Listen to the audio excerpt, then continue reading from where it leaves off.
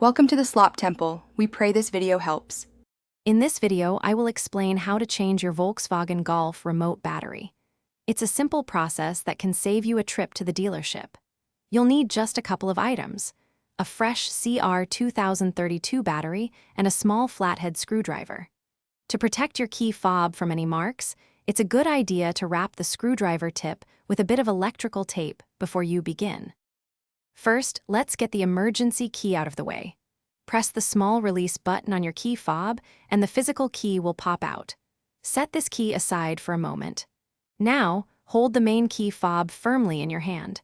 You'll notice a thin seam running along the edge where the two halves of the fob connect. This is where we'll begin to open it up. With your screwdriver, gently insert the tape tip into the seam you just located.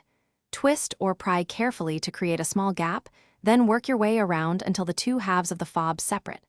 Once open, you'll see the old battery. Pay attention to which way the positive side is facing, then remove it. Now, insert your new CR2032 battery, ensuring it faces the same direction as the old one. Now, carefully align the two halves of your key fob and press them firmly together until you hear a satisfying click, indicating it's securely closed. Don't forget to slide the emergency key back into its slot.